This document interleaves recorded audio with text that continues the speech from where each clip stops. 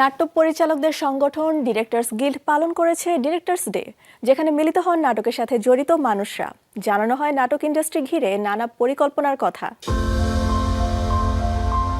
সহকর্মী বন্ধু স্বজনদের নিয়ে মিলন মেলা বসিয়েছিল নাট্য পরিচালকদের সংগঠন ডিরেক্টরস গিল্ড।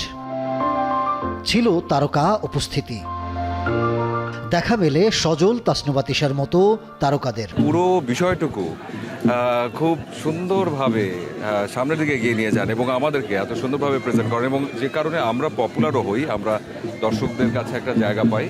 সেই মানুষগুলো হচ্ছেন ডিরেক্টর। উই এনজয়েড আ লট। আমরা অনেক অনেক অনেক মাস্তি করেছি, অনেক মজা করেছি। যেমনটা আমরা কথা দিয়েছিলাম যে অনেক গল্প হবে, আড্ডা হবে, গান বাজনা হবে, খেলাধুলা হবে, সবার সাথে ইন্টারাকশন হবে, একদম ওটাই হয়েছে। পিছনের গল্প জানান ডিরেক্টরস গিল্ডের সভাপতি শহীদুজ্জামান সেলিম। একজন ডিরেক্টর যখন আমরা বলি যে ক্যাপ্টেন অফ দ্য শিপ, তার আন্ডারে অনেকগুলো সেক্টর কাজ করে। সমস্ত সেক্টরগুলোকে নিয়ে আমরা এরকম একটি ডে করবার পরিকল্পনা করেছি, এবং যার স্লোগান হচ্ছে unity, togetherness and harmony.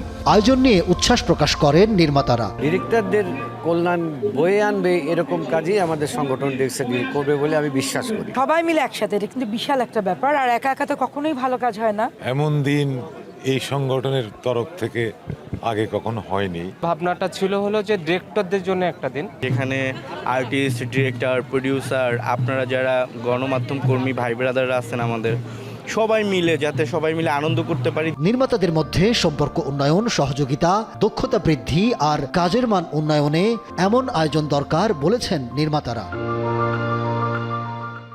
Ahmed Tauquir, showbiz tonight.